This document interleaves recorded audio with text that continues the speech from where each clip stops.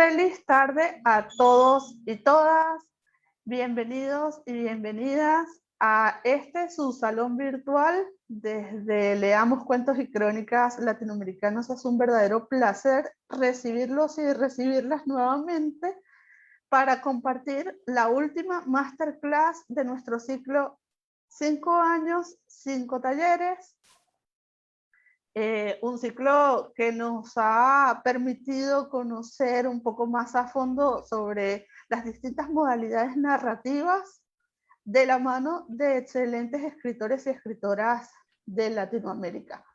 Y hoy cerramos con broche de oro con una masterclass sobre literatura infantil y juvenil, un género que no es menor y que viene pues de la mano de una gran amiga de la casa, querida y admirada escritora, nacida en Argentina, de corazón venezolano y que ahora nos acompaña desde Montreal, en Canadá.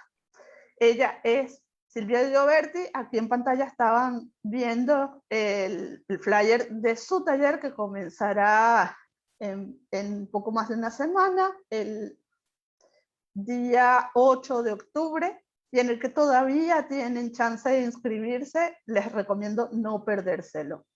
Ahora vamos a pasar a comentarles quién es Silvia, a presentarla como corresponde. Silvia Gioberti nació en Neuquén en el año 1951. Es escritora, además ha sido promotora cultural, ha dictado talleres literarios y también taller de español como lengua, cursos de español como lengua extranjera, como segunda lengua. Ha publicado varios libros en el género infantil y juvenil.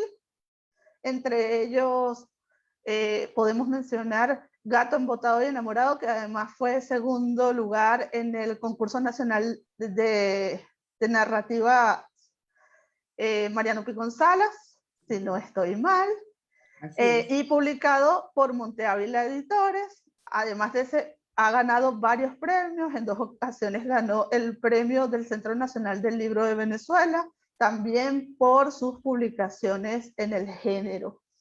Para nosotros es un inmenso placer, un verdadero honor tenerte además en el cierre de nuestro mes aniversario y de las masterclass de este ciclo, Silvia, y no vamos a darle más preámbulos a esto. Las pantallas son todas tuyas.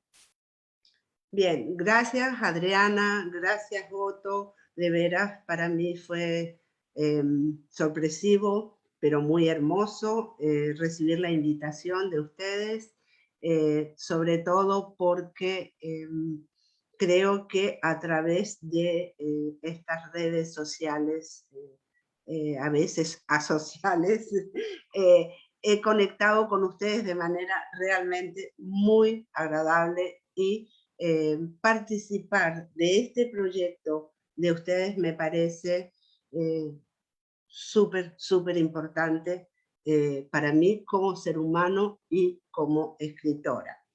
Entonces, también, por supuesto, en esto estoy incluyendo a Otto Pereda, desde ya, que nos ha ayudado, guiado, enseñado, etcétera, en los estados de nervios, que ¿cómo hago, por favor? Que no puedo entrar. Así que gracias, Otto. Y nada, decía, creo que te comenté, Adriana, que a medida que iba pensando la masterclass, se me ocurrían tantas cosas y veía tantas cosas, y es tan amplio el tema de la literatura infantil y juvenil que dije, me voy a perder cual Caperucita Roja en el bosque. Así que entonces lo que hice fue escribir lo que iba tratando de desarrollar, y para que eso tuviera un soporte un poco más lúdico, si quieres, busqué imágenes que correspondieran a cada punto que trataba. Así que entonces voy a compartir en pantalla las imágenes que van dando cuenta del proceso que hice en ese recorrido inmenso de la literatura infantil. Así que comienzo entonces y voy a compartir de una vez esta primera foto y a decir que este es, por supuesto, la serpiente Uroboros, la serpiente que se muerde la cola. ¿Y por qué la estoy poniendo allí? Porque es el cierre de las masterclass, este punto final que arranca desde el comienzo de las lecturas y arranca allí donde prácticamente podríamos decir que termina con esa hechura de la literatura tal como la conocemos hoy en día. Entonces, voy a comenzar a leer y si necesitas que pare o algo, Adriana, simplemente me lo dices y no hay ningún problema. Entonces, tomando como grupo, dime. Silvia, no está compartida la imagen. Vamos a verificar que todo esté en orden. Ajá, perfecto. Acá, déjame ir. Necesitamos que le...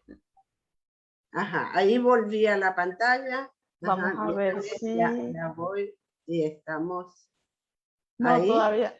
Ahora sí estás compartiendo la pantalla, Silvia, así que no te interrumpo más. Perfecto, gracias Adriana por señalarlo, no me había dado cuenta.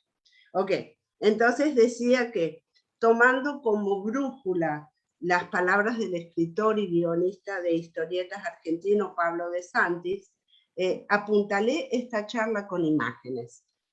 Cito a Pablo, dice así: donde creemos ver solo dibujos, hay también palabras, y donde creemos ver solo palabras, hay también dibujos. Y como decía, por temor a desviarme cual Caperucita Roja por alguno de los múltiples senderos que se ofrecen en este tema complejo de la literatura infantil y juvenil, preferí ir escribiendo a medida que me adentraba en el denso bosque de un género que en general no conoce la diferenciación etaria. Comenzaré por un tema arduo como la neurolingüística, área que no es para nada mi área, pero que viene muy a cuento con la literatura infantil y juvenil, sobre todo con la infantil. La cita la tomo de Una historia de la lectura, que es ese libro maravilloso de Alberto Manguel, ¿verdad? Y que es un argentino canadiense, y dice así: antes de que el primer escriba garabateara y pronunciara las primeras letras, el cuerpo humano ya era capaz de actos de escritura y lectura que aún se encontraban en el futuro, es decir, el cuerpo estaba en condiciones de almacenar, recordar y descifrar toda clase de sensaciones, incluidos los signos arbitrarios del lenguaje escrito que aún estaba por inventarse. Esa idea de que somos capaces de leer antes de que empecemos a hacerlo, de hecho, antes siquiera de haber visto una página abierta frente a nosotros, se remonta al concepto platónico de que el conocimiento de la cosa existe en nuestra mente antes de percibirla en la realidad. El habla, al parecer, evoluciona en el mismo sentido. Descubrimos una palabra porque el objeto o idea que representa ya existe en nosotros, dispuesto ya a enlazarse con la misma palabra. Es como si recibiéramos un regalo del espacio exterior de parte de nuestros padres o de aquellas personas que primero nos dirigen la palabra, aunque la habilidad para captar ese regalo sea nuestra. En ese sentido, las palabras habladas y más adelante las palabras leídas no nos pertenecen ni a nosotros, ni a nuestros padres, ni a los autores que leemos. Ocupan un espacio de significado compartido, un umbral común que se halla al comienzo de nuestra relación con las artes de la conversación y de la lectura. Allí termina la cita de Manguel. Entonces, si partimos de la etimología más simple, podemos decir que la palabra literatura, que proviene de litera, que significa letra en latín, está a su vez vinculada a la raíz indoeuropea def, que significa estampar golpeando. Y aquí podemos tener una idea de los primeros textos escritos que conocimos nosotros los humanos. Decir eso me lleva a una contradicción, porque voy a afirmar que la literatura infantil es en principio oral, y que son sobre todo las canciones de cuna, los poemas, ¿verdad? Los que hacen ese recorrido del que habla Wangel y que le permite decir que la cosa existe en nosotros antes de que la percibamos en la realidad. Quizás se deba a que nosotros los humanos venimos con un chip incorporado que aún no se ha descubierto y podemos leer lo que nos dice la voz de mamá o de papá cuando nos arrullan entre sus brazos, o quizás porque es verdad que somos a la vez humanos y divinos y podemos conciliar esas dos cualidades que maravillosamente expresa Atahualpa Yupanqui, el cantautor argentino fallecido en 1992, cuando dice: toda canción de cuna pisa la tierra y es un poco metafísica. Entonces, ¿qué cosa, lo señalo con comillas, qué cosa era una criatura antes de que en 1989 se firmara en la ONU la Convención sobre los Derechos del Niño, los cuales consagraban su derecho a la educación, a los cuidados y la protección? La historia de la infancia está asignada por los diferentes conceptos que de ella han tenido las distintas civilizaciones y las distintas épocas. En la Grecia antigua, los primeros años de la niñez estaban dedicados principalmente al juego y transcurrían en el gineceo, ese lugar de la casa reservado exclusivamente a las mujeres. En Atenas, la ciudad de los filósofos y de los pensadores, el niño representaba el futuro de la ciudad y la continuidad del Estado. La educación era para niños libres y de clases sociales altas, y sus modelos eran el héroe y el orador. Las niñas eran educadas para ser madres y esposas. En Esparta, el modelo era otro. La defensa de la ciudad era prioritaria, de modo que el niño vivía hasta los 7 años con su familia y a partir de allí era tomado bajo la tutela del Estado y enseñado principalmente a obedecer. Hay una cosa interesantísima que me pareció que tiene connotaciones muy actuales, porque sabemos que en muchos lugares en este momento se están destruyendo universidades, bibliotecas, hay como una especie de vandalismo desatado, y me llama poderosísimamente la atención, porque justamente el liceo, fundado por Aristóteles en el 335 a.C., aquí hay una imagen antiquísima, ¿verdad? Antiquísima no de esa época, pero de quienes reprodujeron la situación geográfica, y la academia fundada por Platón en el 387 a.C., fueron destruidas, saqueadas, destruidas y terminadas en el 86 a.C. por Lucio Cornelio Sila, uno de los conquistadores romanos. Entonces, eso realmente me hace pensar en esto que nosotros llamamos la evolución. En fin, de salto en salto, de siglo en siglo, seguimos la pista del niño, de la infancia, y llegamos a la Europa del medievo, en donde no existía aún el concepto de niñez. Es así de simple. No existía el concepto de niñez que hoy podemos tener. La tradición judeocristiana en general aceptaba la idea de que el engendramiento era inseparable de la idea del pecado original y por lo tanto el niño, su fruto, era visto como un ser perverso y corrupto que debía ser guiado, redimido y disciplinado mediante el castigo.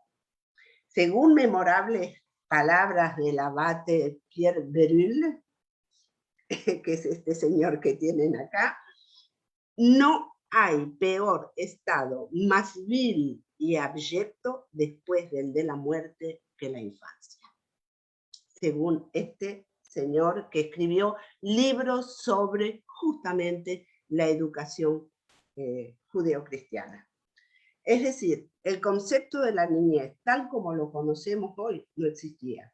Los niños eran adultos en miniatura y por lo tanto debían trabajar como adultos, hablar como ellos y adoptar sus costumbres, so pena de ser vistos como verdaderos engendros.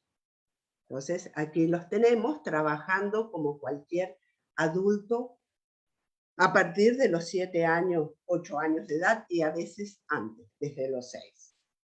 Aún así, y a pesar de la mentalidad imperante en la época, algunos expertos se han puesto de acuerdo para darle una partida de nacimiento a la literatura infantil y señalan que fue el napoletano Giovanni Battista Basile quien la inicia en el siglo XVII con su Pentamerón, conocido también como el cuento de los cuentos o el entretenimiento de los pequeños.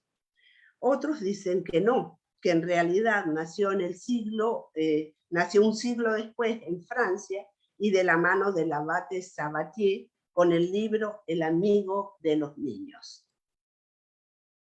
Pero antes de eso, y según Carreras Panchón, que es un investigador que a mí me gusta mucho, en su trabajo El problema del niño expósito en la España ilustrada, fue en el siglo XVIII cuando el infante, cito, cuando el infante empieza a ponerse de moda y la sociedad comienza a comprender que es necesario dedicarle los cuidados que merece la indefensión de su estado. Sin embargo, hace apenas unas décadas, entre los años 50 y 60 del siglo XX, era admisible y hasta aconsejable que se les diera alcohol a los niños. Es medicina y es golosina, decía la publicidad de una bebida con quinada en España. El antecedente viene de bastante más atrás. Pieter Bruegel el Viejo, allá por 1568, hace una de sus obras más conocidas, que es El vino de la fiesta de San Martín, donde se puede apreciar una mamá dándole vino a su bebé en un cazo de esos de madera que se usaban antes, ¿no? Esa costumbre, aunque parezca increíble, pasó a la Francia y a la Inglaterra de principios del siglo XVII, donde era habitual que a los niños se les diera un poco de vino en un biberón para que durmieran mejor. Luego, si nos fijamos en las fábulas de Esopo, en las portadas de los libros que hoy todavía se publican, vemos que las mismas están destinadas a un público infantil, aunque todos sabemos que la finalidad de ese tipo de relatos, personificados generalmente por animales, es didáctico y tiene una clarísima moraleja, pero son utilísimas a la hora de resumir costumbres, vicios o dar consejos o aportar valores. Eso, sobre todo, desde el punto de vista de lo que se consideraba educar a ese niño que todavía no se sabía bien qué era y dónde terminaba ese esa etapa, esa especie de engendro según el medievo. ¿Okay?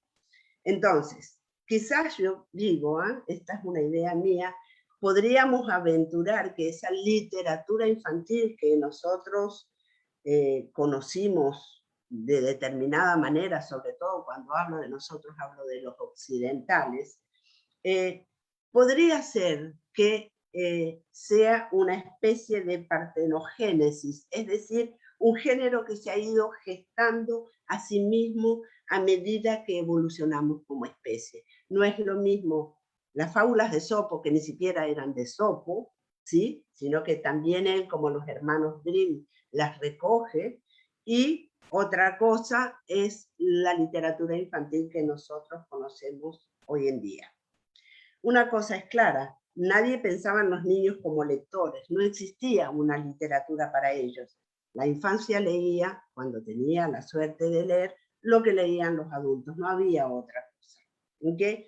Y esos cuentos tradicionales que leían buscaban una formación más moral que estética, más un deber ser que un placer.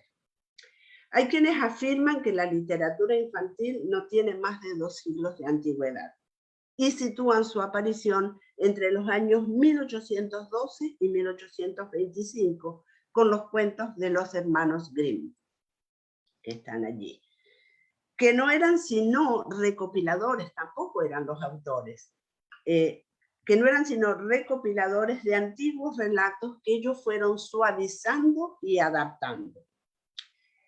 Si tomamos como ejemplo un libro considerado un clásico de la literatura infantil, como Los viajes de Gulliver, de Jonathan Swift, y buceamos un poco en la intención del autor, vemos que es una crítica feroz, irónica y lúcida, no solo contra la sociedad de su época, sino contra el género humano en general, contra todos. ¿Okay? Pero convertido en bestseller aún antes de que se hubiera acuñado el término, el libro fue un éxito desde su publicación. Después de todo, la realidad circundante con su carga de dureza no era muy diferente a un mundo en donde la gente, como ocurría en Lilliput, comía poco, mientras los grandes, Gulliver, consumían en una sentada lo que todo un pueblo durante una semana. Pero para los niños el libro era un imán. A ellos les encantaba saber que había un mundo en el cual los caballos hablaban o había una isla que volaba. Robinson Crusoe, ¿verdad? 1719 de Daniel Defoe, Alicia en el País de las Maravillas, 1865 de Lewis Carroll, Las aventuras de Tom Sawyer, El cumpleaños de la infanta. Este cuento de Oscar Wilde es uno de los cuentos más desgarradores que me haya tocado leer en la vida. Y está considerado literatura infantil en esa época. En mi opinión, los únicos cuentos que podrían que no tendrían un distanciamiento etario, serían los de Lewis Carroll con Alicia en el País de las Maravillas. Pero así y todo, no es la literatura infantil que nosotros conocemos. Hay un caso bastante particular y que me parece importantísimo que se conozca, y es el de Selma Lagerlöf, la sueca que escribe El maravilloso viaje de Nils Holgersson, que en 1902 le fue pedido por la Asociación Nacional de Maestros para enseñar geografía. No es difícil deducir qué pasaría con la educación si para acercarnos a cualquiera de las ciencias contáramos con relatos de la calidad de la Lagerlöf, quien, por cierto, en 1909, 2 años después de que 7 años después, de que lo escribió, fue la primera mujer en recibir un premio Nobel de Literatura. A pesar de las diferentes opiniones respecto al surgimiento preciso del género, algunos expertos sostienen que este despunta cuando se formaliza la educación infantil, lo que coincide con las fechas. Este es el libro de Selma Lagerlöf, Nils Holgersson y su viaje, creado para enseñar, como dije, geografía. Entonces, hay quienes dicen que es en el siglo XVIII, cuando aparece la legislación de la enseñanza obligatoria en Europa, entre 1802 y 1886, que se establecen las normas que limitan y protegen a los menores en el ámbito laboral. Es decir, que a lo largo del siglo XIX, los niños dejan de ser trabajadores y comienzan formalmente a ir a clase y a ser objeto de estudios especiales. Sin embargo, eso en la realidad, en nuestra realidad y en la realidad de muchísimos países, no es más que un desideratum. Y solo en Latinoamérica hay alrededor de 10 millones de trabajadores infantiles. Esa es la realidad a la que quizás sea muy difícil poder, a la que puedan acceder, desde esa realidad puedan los chicos, los chamos, como diríamos en Venezuela, acceder a la lectura. Ya no digo a la literatura, digo a la lectura. En todo caso, es recién en el siglo XX cuando surgen asociaciones enfocadas en el estudio y promoción de la literatura infantil, como es el caso de la Organización Internacional para el Libro Juvenil, IBI, por sus siglas en inglés, creada en Suiza en 1953. Es un colectivo internacional de asociaciones cuyo interés es fomentar la lectura entre los niños y los jóvenes. IBI tiene secciones en varios países, en muchos, creo que en casi todos los países de Latinoamérica, y una importante presencia en África. Este afiche es justamente de Sudáfrica, cuando se hizo un coloquio allí, que me parece una belleza realmente. En 1986, durante el 20º Congreso Mundial de IBI en Tokio, la Junta China de Libros para Jóvenes, la CBBI, se convirtió en la sección de la Organización Internacional para el Libro Juvenil. Y en 1988, y en Latinoamérica, el IBI otorgó el premio Promoción de la Lectura a una organización que ha realizado en Venezuela una de las más tesoneras labores para promocionar la literatura infantil, el Banco del Libro. Si la literatura para niños era casi una desconocida para los editores, salvo aquellos tópicos que ya hemos visto, podríamos afirmar que a partir de los 30 últimos años ha logrado acaparar la atención del mundo del libro, no solo porque existe un público lector cautivo, sino también porque les ha generado a las editoriales un importante volumen de beneficios. Como dije al principio, la buena literatura infantil y juvenil no conoce una diferenciación etaria. La calidad de lo escrito e ilustrado la dota de universalidad, aunque para algunos especialistas la edad de la literatura juvenil comienza de los 13 y termina a los 18 años.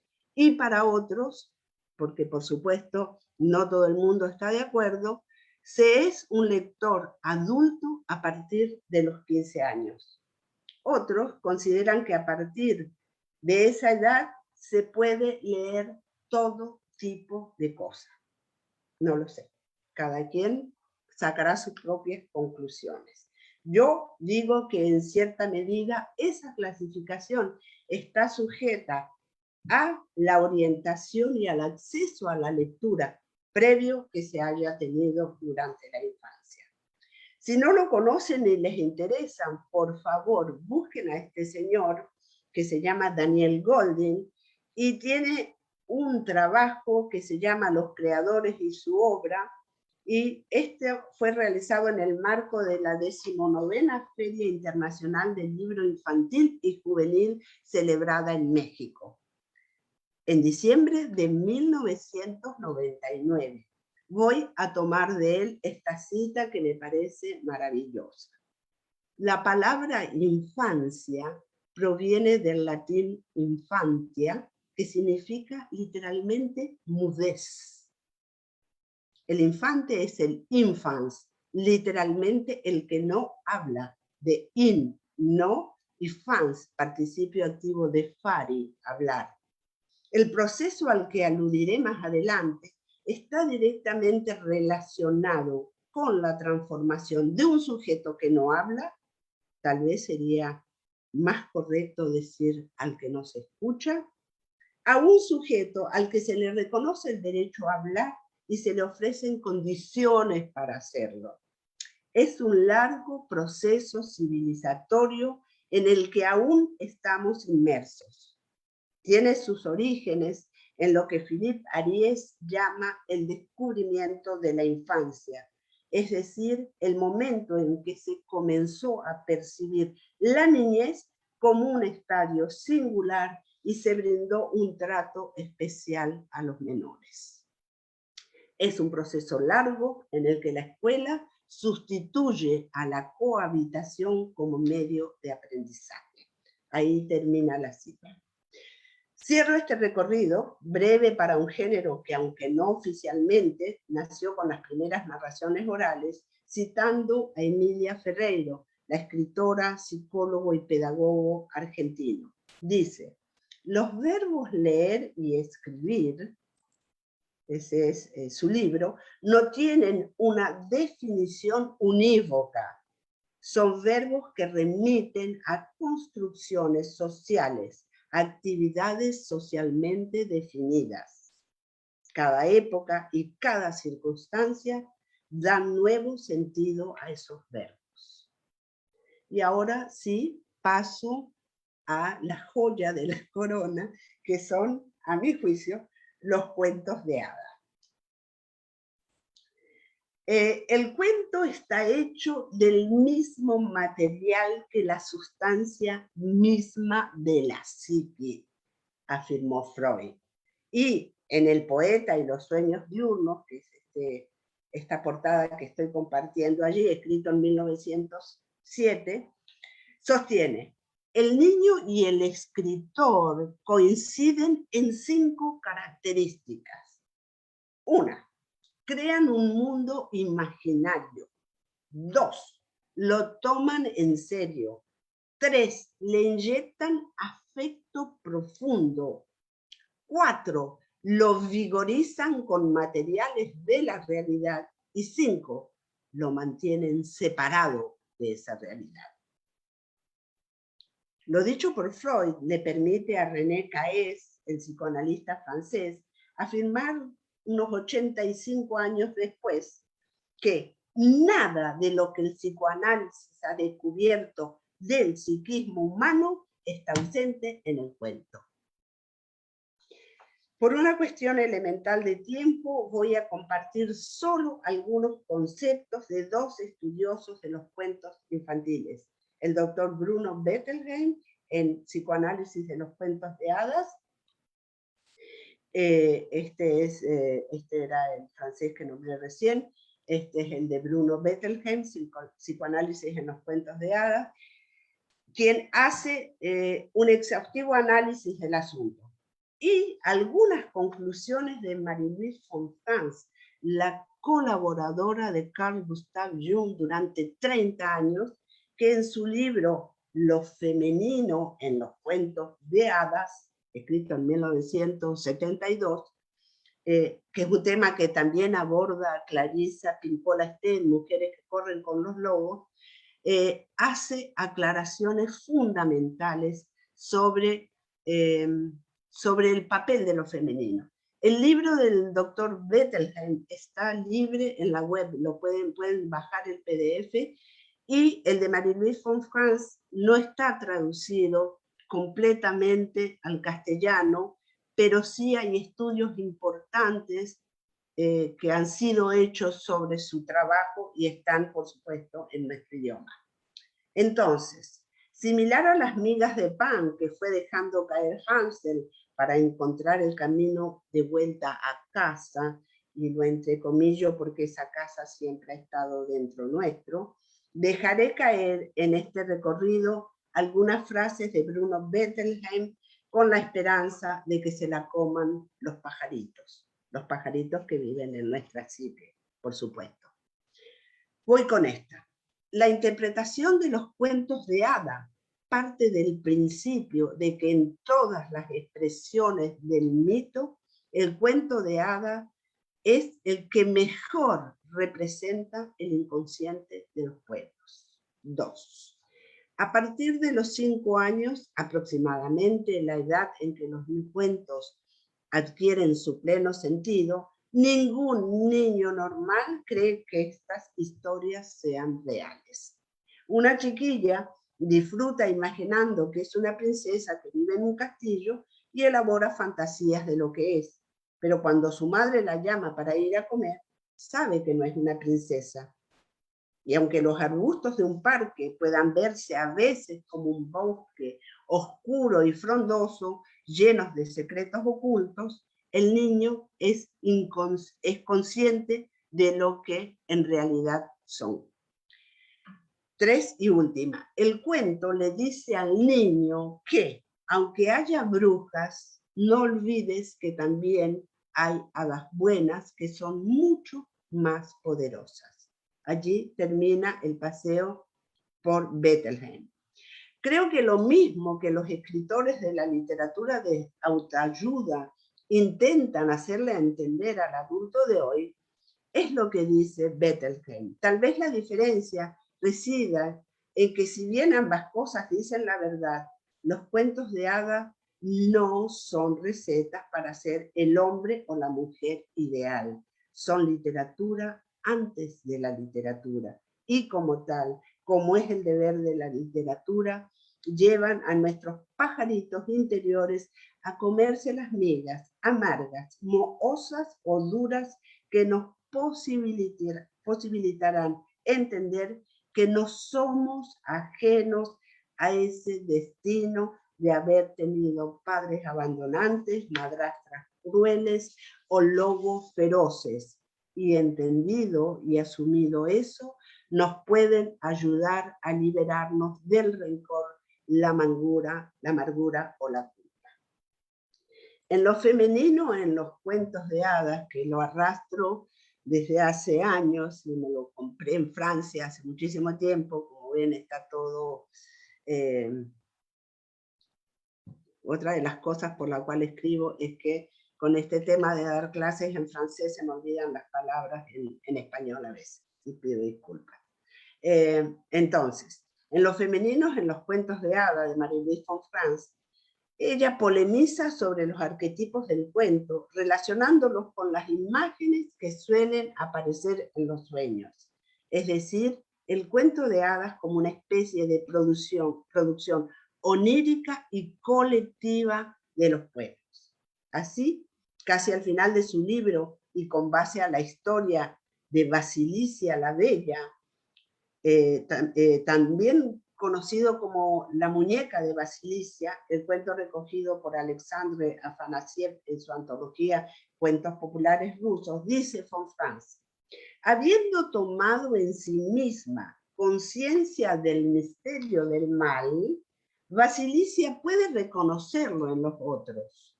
Así, al vivir cerca de Baba Yaga y pudiendo contemplar las oscuras profundidades de la bruja, Basilicia logra crear una suerte de protección para sí misma. Es el fruto de un trabajo arduo que consiste en sumergirse en su propia oscuridad y así reconocerla en los otros y en la misma naturaleza. única llave de toda evolución y de todo verdadero trabajo interior. Continúa Marie-Louise von Franz y dice, en resumen, mientras más conocemos nuestra propia parte oscura, más somos capaces de protegernos contra la de los demás. Si soy ingenuo o ingenua frente a mis propias oscuridades, seré víctima de las malas intenciones de los demás. Y pregunto yo, ¿hacía falta que pasaran todos esos siglos para que alguien viniera a decirnos el papel que juegan los cuentos de hadas en nuestras vidas? No. El inconsciente colectivo y personal ha logrado, mal que bien, utilizar la enseñanza de estos relatos para ayudarnos, como dice el doctor Bruno Bettelheim, a entender que así como hay brujas malas, también hay hadas buenas, y que ambas se encuentran al interior de la psiquis humana. Pero no se puede ser brutalmente sincero con lo que por naturaleza solo nos puede ser revelado a medida que podemos asumirlo. Esa lucimadurez que no siempre somos capaces de obtener es a veces la responsable de que encontremos adultos que, incapaces de asumir su parte oscura, andan todo el tiempo buscando culpables afuera. En ese sentido, me gusta muchísimo el cuento de Mireya Taguas, Malísimo, que pueden encontrar libre en la web, y que hace parte de Cuentos para leer a escondidas. ¿Lo busco? Ajá. Publicado por Monte Ávila en esa colección maravillosa que dirigió María Elena Maggi y que se llamó Primera Dimensión.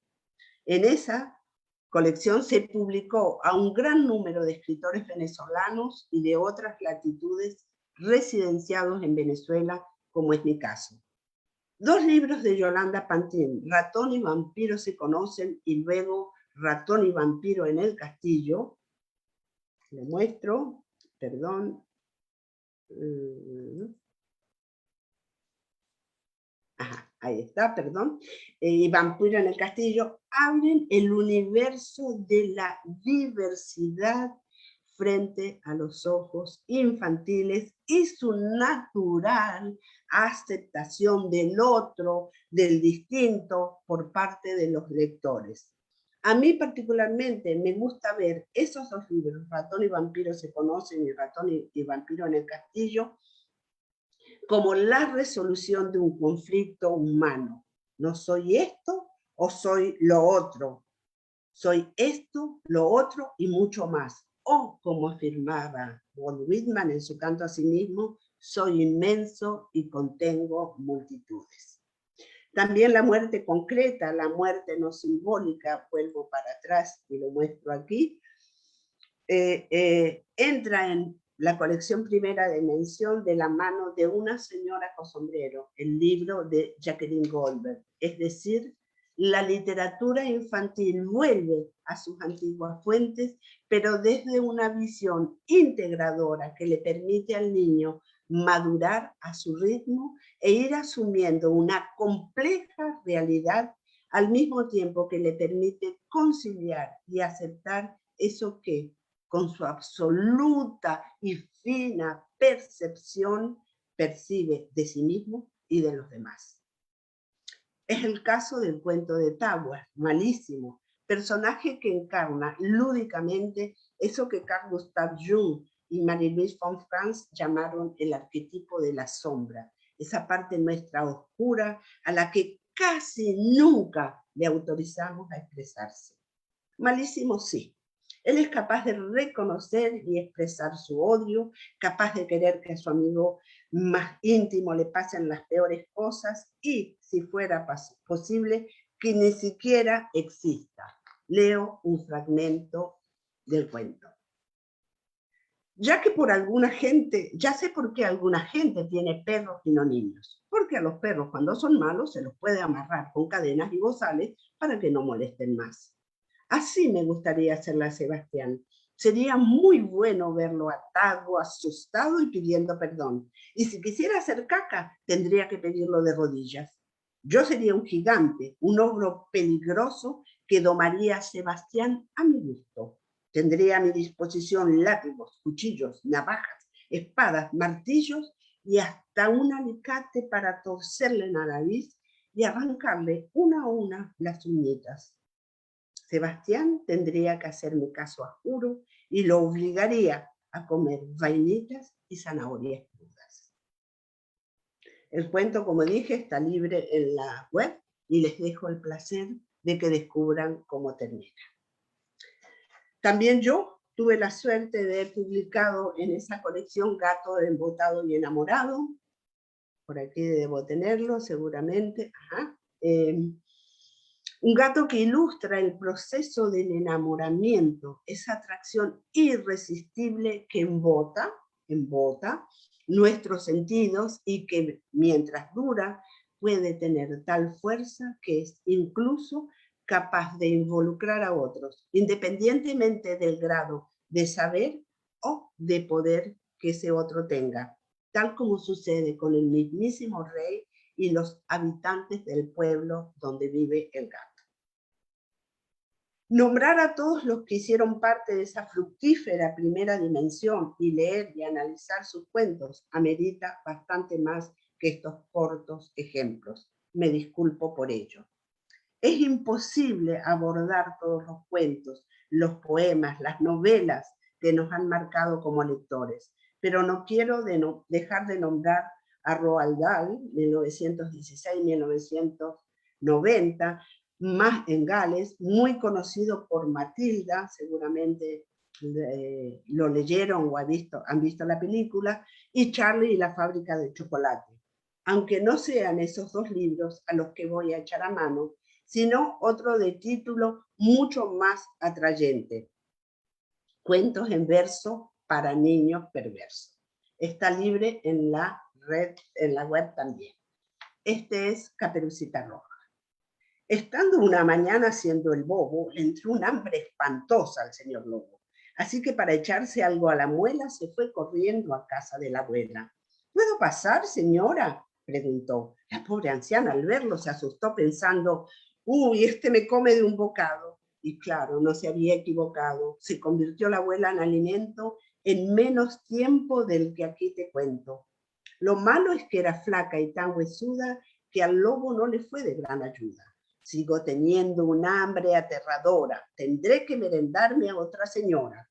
Y al no encontrar ninguna en la nevera, gruñó con impaciencia aquella fiera. Esperaré sentado hasta que vuelva Caperucita Roja de la selva, que así llamaba el bosque a la limaña creyéndose en Brasil y no en España. Y porque no se viera su fiereza, se disfrazó de abuela con presteza, se dio laca en las uñas y en el pelo, se puso la gran falda gris de vuelo, zapatos, sombreritos, una chaqueta y se sentó a la espera de la nieta. Llegó por fin Caperu a mediodía y dijo, ¿cómo estás, abuela mía? Por cierto, me impresionan tus orejas. Para mejor oírte, que las viejas somos un poco sordas. Abuelita, ¿qué ojos tan grandes tienes? Claro, hijita, son las lentillas nuevas que me ha puesto para que pueda verte, don Ernesto el oculista, dijo el animal mirándola con gesto angelical, mientras se le ocurría que la chica iba a saberle 1000 veces más rica que el rancho precedente. De repente, Caperucita dijo, ¡qué imponente abrigo de piel llevas este invierno! El lobo, estupefacto, dijo, ¡un cuerno! O no sabes el cuento o tú me mientes. Ahora te toca hablarme de mis dientes. ¿Me estás tomando el pelo? Oye, mocosa, te comeré ahora mismo y a otra cosa. Pero ella se sentó en un canapé y se sacó un revólver del corsé, con calma apuntó bien a la cabeza y ¡pum! Allí cayó la buena pieza. Al poco tiempo vi a Caperucita cruzando por el bosque. Pobrecita, ¿sabéis lo que llevaba la infeliz? Pues nada menos que un sobrepelliz que a mí me pareció de piel de un lobo que estuvo una mañana haciendo el bobo. En la versión de Charles Perrault y en la de los hermanos Grimm, después de que el lobo se merienda a la abuela, aparece un bondadoso leñador que lo mata, le abre el vientre y rescata a la anciana para contento de todos. Nada dice Roald Dahl de lo que pasa con la vieja dama cuando su nieta dispara sobre el lobo. Final abierto que sugiere la inevitable sucesión de las generaciones que van tomando el relevo de aquellas que la precedieron. Seguramente por ahí se va. Cierro entonces con una frase de Yolanda Reyes, a ver si tengo aquí exactamente su libro, La sustancia oculta de los cuentos. Dice, ese poder que tienen las palabras para dar nombre y existencia a realidades interiores, tantas veces terribles e inciertas, a pesar de la supuesta inocencia que los adultos atribuyen a los tiempos de la infancia. Adriana, te paso la antorcha. Después hablamos, si hay tiempo, si no, no importa, sobre lo del taller. Silvia, debo decirte que qué deleite escucharte. En principio, ha sido una maravillosa exposición que nos ha llevado, justo como decíamos en nuestra promoción, a pasear, ¿no?, por este mundo tan interesante y tan, diría yo, menospreciado en algunas ocasiones de la literatura infantil y juvenil. Y de verdad, bueno, te lo agradecemos. Desde ya te digo que hasta yo quiero hacer el taller ya ahora. Y que justamente me parece que sería interesante que le cuentes a quienes nos acompañan, que en un ratito más te voy a transmitir sus saludos, qué es lo que van a encontrar o qué es lo que van a poder hacer en este taller contigo. Ok, sí, mira, yo tomo una cosa por la cual me van a quemar en la hoguera pública, no importa. Tomo una frase de Thomas Edison, después la retoma Umberto Eco, Borges y un poco de gente más, según la cual la inspiración solo es un 10% y el otro 90% es trabajo. Por aquí. Entonces, yo equipararía la pregunta, el 10% ese, lo equipararía a la pregunta de cuando la gente por allá en el medievo se preguntaba si la Tierra era plana o era redonda. Y los cartógrafos le decían, ojo, porque más allá, si pasas ese límite, más allá hay monstruos. Entonces, yo creo que si no hay inspiración, no hay trabajo posible. Si no hay pregunta, no hay respuesta. No sé cómo hizo Einstein para preguntarse, ¿será esto relativo? ¿Será curvo el espacio? Hay una pregunta inicial, hay una inspiración inicial. Entonces, creo que hay que buscar hacer caso, escribir como sea, donde sea, lo primero que nos salga, después viene el otro. Pero, insisto, el trabajo, por supuesto, es ese 90% que nos va a llevar a completar una obra. Pero ¿cómo busco la inspiración? ¿Cómo la obtengo? ¿Cómo la propicio? ¿Cómo la alimento? Ese es uno de los puntos. Entonces, como ejemplo, tomo provistos de ese 10% de inspiración, vamos a emprender uno de los 12 trabajos de Hércules, que el primero es matar al león de Nemea. Entonces, el león vive en una cueva con 2 puertas. El Hércules, como ya sabemos que es muy astuto, cierra una de las puertas y deja solo una abierta, entra y mata al león. Entonces, ¿qué puerta vamos a cerrar para darle paso a la inspiración? Eso lo vamos a desarrollar en el taller. Y el otro punto es el pánico o el miedo a la página en blanco. Justamente cuando nosotros no tenemos ese hilo de Ariadna que nos va a guiar para descubrir a dónde vamos con lo que queremos decir. Entonces, surge allí la parálisis. No sé cómo seguir esto, no sé, porque hemos olvidado aquello que inicialmente sentimos. Entonces, primero escribamos donde sea, como salga, seamos fieles a esa voz, y no estoy hablando de voces esquizoides, que nosotros puja por ser dicha, quiere ser parida, quiere ser dada a luz, y quiere que seamos nosotros, no J.K. Rowling, no María Elena Walsh, no Juan de los Palotes. Quiere que seamos nosotros los portavoces de eso que quiere ser dicho. Y si no lo hacemos, nos puede llegar a perseguir durante años hasta que logra que la plasmemos. Eso sería, en principio, los puntos que me gustaría poder introducir en el taller.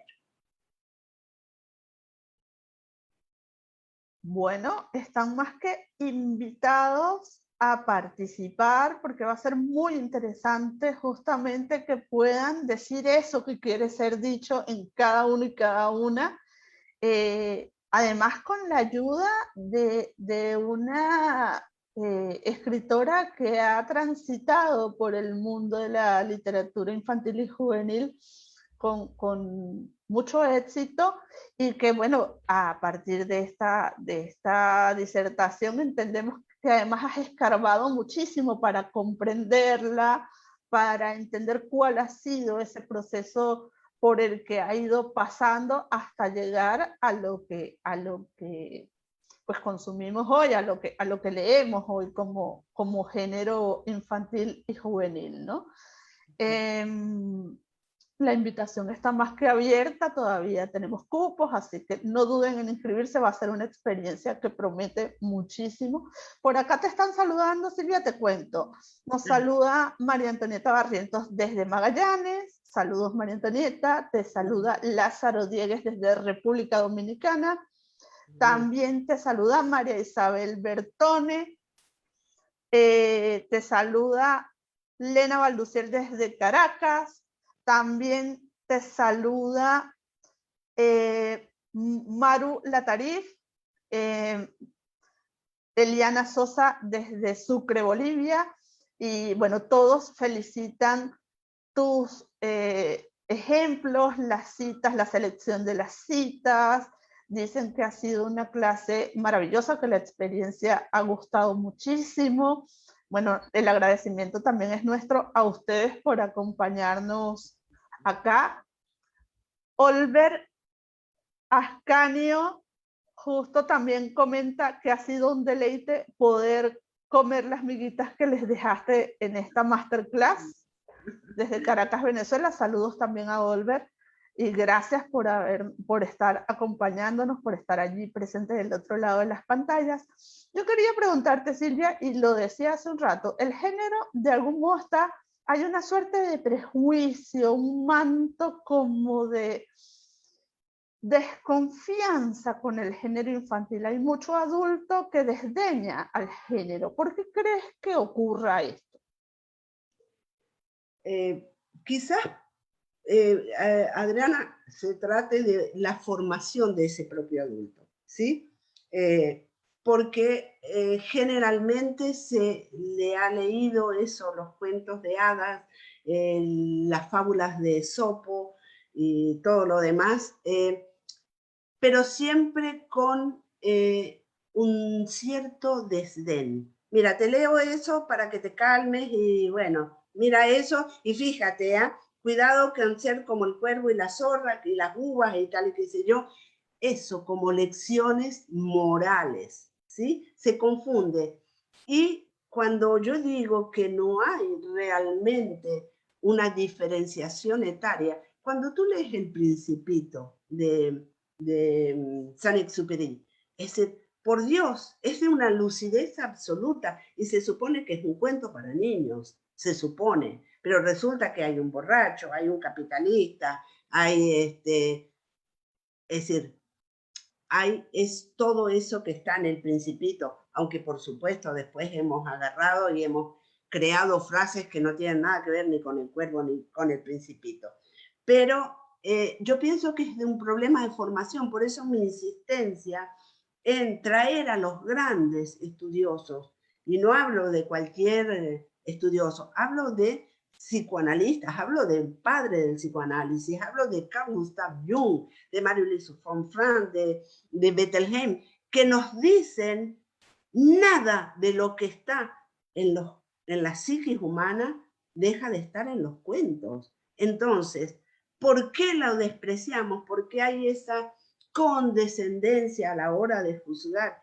Bueno, yo digo es porque somos malos lectores. Porque, repito, tú lees Malísimo de Mireya Taguas, o lees Rantor y Vampiro, o lees cualquiera de los que hoy por hoy, y yo hablo particularmente, por supuesto, yo he nombrado 3 países, Venezuela, Suecia, Argentina y Francia, porque son los países donde he vivido, porque los conozco, porque me han nutrido, porque justamente la literatura venezolana para niños creo que es uno de los puntales, de la literatura en Latinoamérica.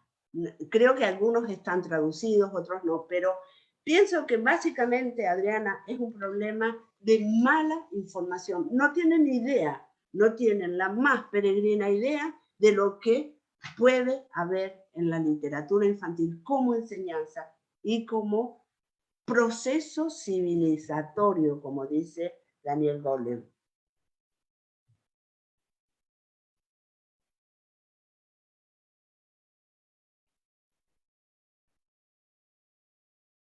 No te estoy escuchando. Tienes apagado el micrófono. Ahí está. Sí, no me había desmuteado, perdón. Sí, sí creo que hay un poco de eso. Coincido contigo porque además, digamos, nos hemos vuelto como muy miedosos a la hora de abordar temas, ¿no? Y como que nos hemos vuelto especialistas en el eufemismo y en el esquivar ciertas cosas y pensamos que la infancia, por ejemplo, con el recorrido que estabas haciendo y con esto que decías de que el niño es ese que no habla, por ahí había quien pensaba que el niño también era esa tabla vacía que había que ir llenando, pero que había que ir llenando como con suavidad y con guantecito de seda, ¿no? Entonces no le puedo hablar de la muerte, no le puedo hablar de la diversidad sexual, no le puedo hablar de temas que finalmente son parte de lo que somos como humanos, ¿no? Como individuos. Y entonces leer, en algún punto la literatura también se hizo reflejo de eso, me parece, no sé si coincidirás, y en algún punto entonces el papá no quería leerle al niño o le quería leer para leccionarlo nada más, pero no, si se encontraba con algo que se diera ese aleccionar, ese llenar la tabla vacía, como que nos ponían aprietos, ¿no? Porque el niño lo primero que hace son justamente eso que decías, esas preguntas, ¿no? El por qué pasan las cosas, qué ocurre acá. Que tiene, Adriana, una cosa que queremos ignorar a toda costa, que es la percepción infantil. Es increíble, es increíble. Es decir, queremos evitar ciertas cosas y dejamos un vacío allí donde sería necesario una respuesta clara, sencilla, o a través de una historia, o hasta donde le es posible al niño recibir cierta información.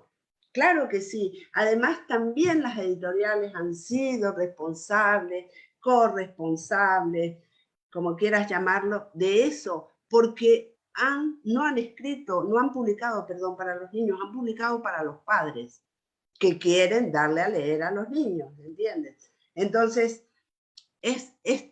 por eso digo, me parece tan claro lo que dice Golding, proceso civilizatorio, en eso estamos. Debemos, es decir, fíjate, cuando yo leí en los años 80 a Tolkien, ¿ok?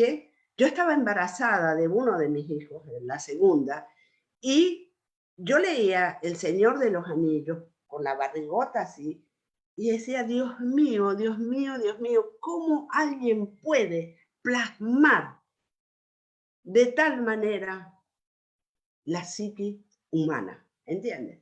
Porque allí está Bilbo, allí está Gollum, que me parece genial, porque es eso, ¿no? Lo que muchos quisiéramos poder hacer, hacernos invisibles para hacer trampas, ¿no? Sí, es un proceso civilizatorio para mí, por eso decía Uroboros, ¿no? Donde todo comienza. Hemos llegado, por supuesto, a maravillas de la literatura, excelencias de la literatura. Yo creo que la vida sin literatura no tiene, sin leer, no tiene, para mí no tiene mucho sentido, porque no podemos abarcar toda esa experiencia. Entonces la aprendemos de los libros.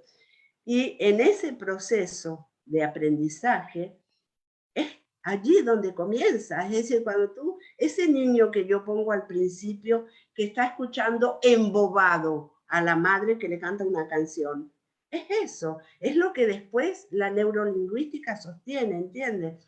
Que ya resulta que somos tan capaces de entender y de saber y hasta de leer antes de haber visto una página en blanco, porque es lo que tenemos como, es lo que llevamos adentro como especie. No somos quizás un hermoso zorro como el del Principito, pero tenemos en sí la posibilidad de ser todas esas cosas, ¿entiendes? Yo quería, para significar justamente, no sé si, porque ya nos hemos pasado el No tiempo, te preocupes, estamos bien. porque hay una cosa maravillosa que no quiero decir de quién es, voy a solamente compartir una imagen. Eh,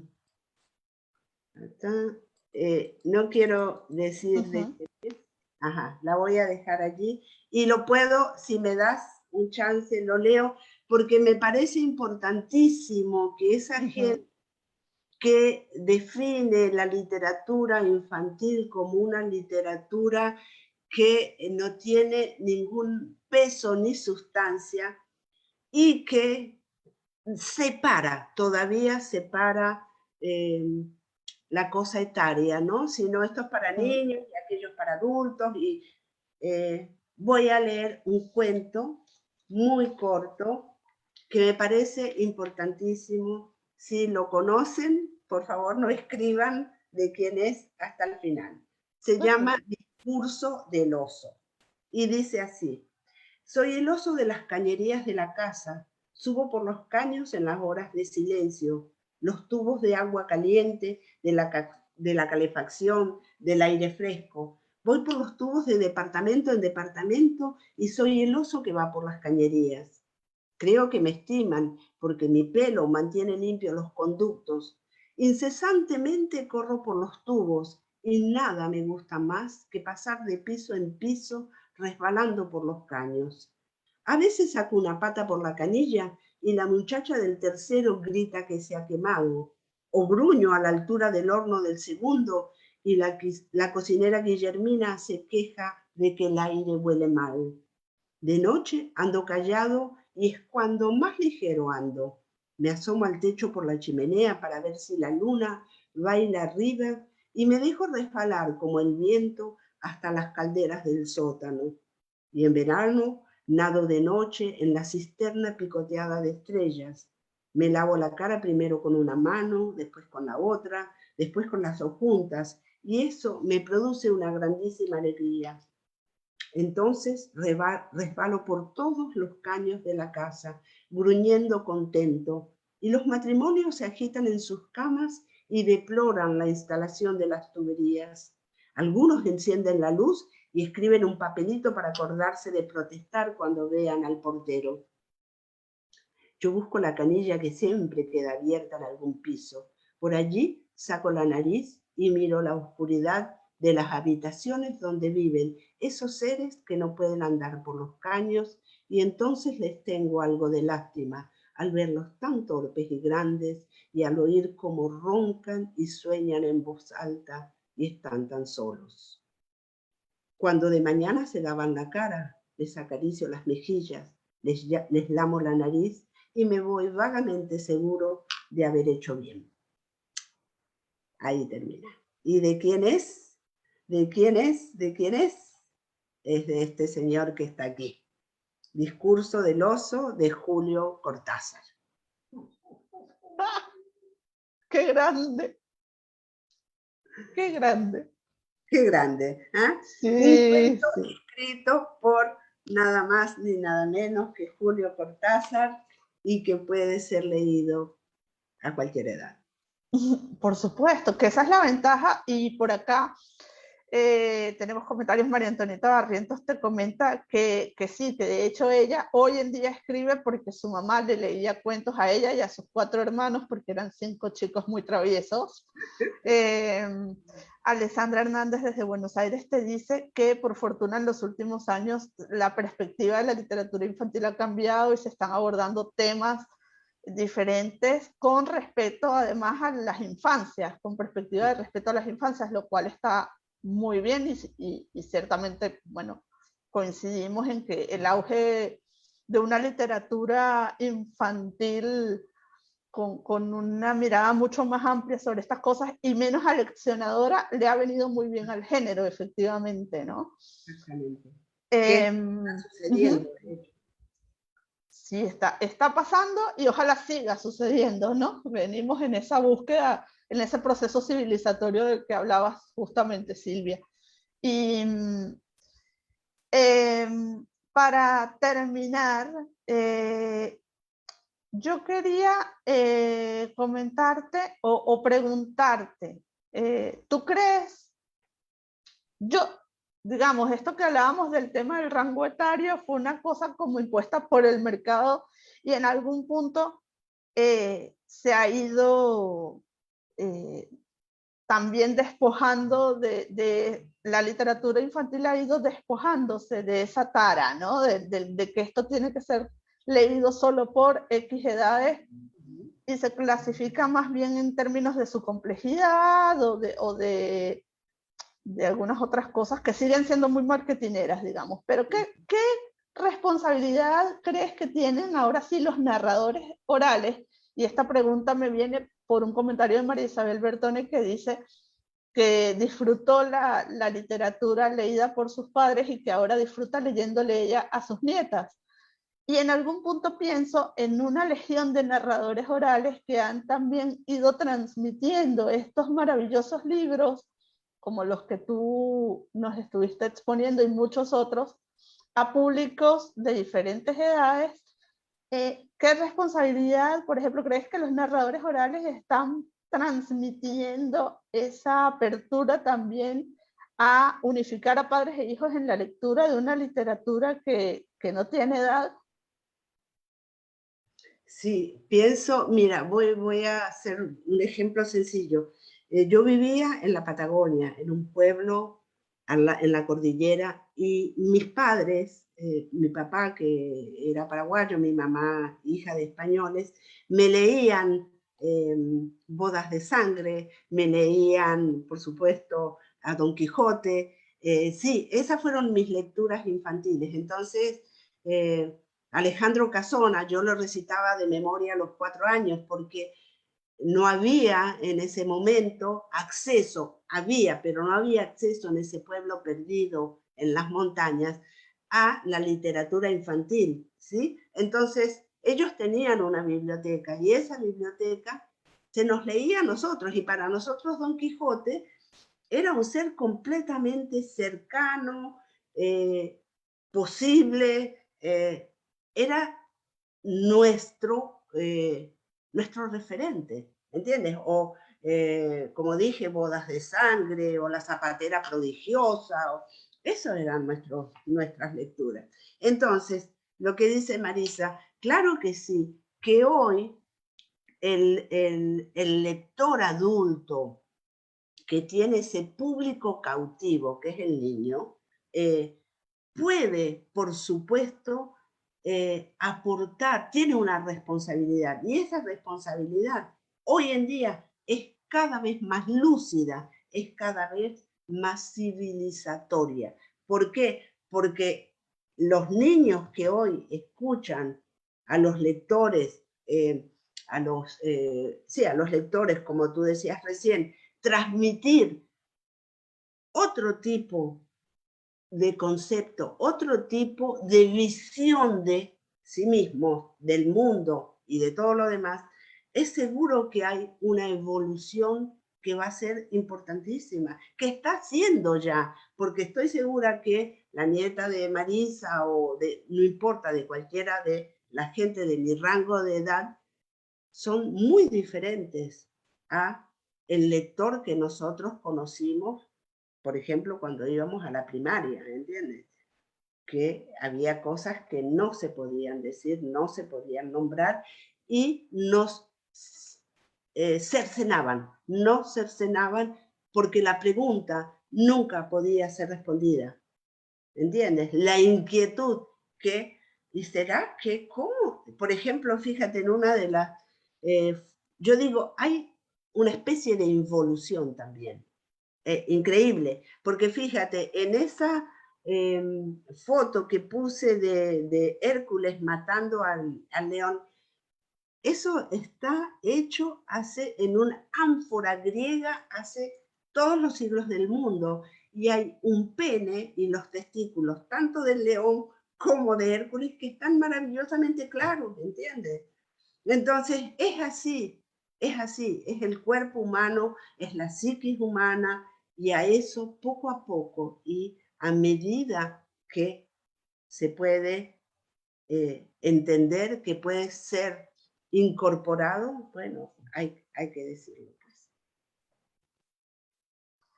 Bueno, yo creo que ha sido más que clara, ha sido un verdadero deleite, como decían en los comentarios.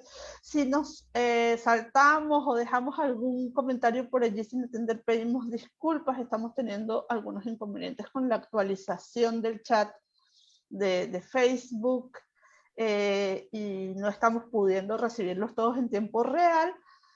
Pero sepan que, bueno, que estamos muy complacidos de que nos hayan acompañado esta tarde-noche y que sabemos que han disfrutado tanto como nosotros esta clase que Silvia tan generosamente nos ha dado. La invitación, antes de cerrar, yo, por parte de Leamos Cuentos y Crónicas Latinoamericanos, me siento muy, muy orgullosa, muy contenta, muy agradecida con las escritoras y escritores que están colaborando con el ciclo 5 años, 5 talleres, que hoy culmina la parte de las masterclass, pero que la semana que viene comienza toda la ejecución de los talleres propiamente dichos. El lunes recuerden que comienza Milagro Socorro con el taller de crónica, el martes Viviana Camacho desde México con el taller de cuento siniestro, el miércoles Patricia Nacelo desde Córdoba, Argentina, con el taller de microficción, el jueves Homero Carvalho con el taller de novela y el viernes Silvia hará lo propio comenzando el taller de literatura infantil y juvenil. En todos todavía tenemos cupos, no dejen de correr la voz, de recomendarnos si les parece que puede haber alguien a quien le pueda interesar.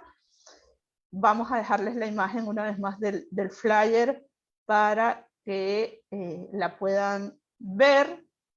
Además les contamos que estas masterclass, aparte de estar disponibles acá en Facebook, van a estar disponibles en nuestro canal de YouTube para que quienes no usan Facebook por cualquier motivo puedan acceder a ellas y van a estar allí mientras el internet lo permita, así que pues no habrá excusa para que todos y todas puedan disfrutar de todo el conocimiento, de todo el arte y de toda la pasión que los escritores y escritoras latinoamericanos de nuestro ciclo le han impreso a esta masterclass.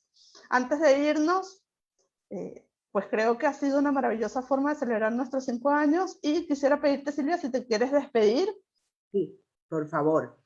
Quería sobre todo primero reconocer, Adriana, la hermosa y fructífera labor que hacen tanto tú como tu esposo Otto Pereda. Me parece que es importantísimo, yo te lo dije, me parece en un mensaje, eso ha generado una especie de ósmosis, porque hay un montón de cosas por ahí similares, no sé, quizás yo no las había visto antes, pero me parece que en todo caso, si es así, el ejemplo siempre es bueno.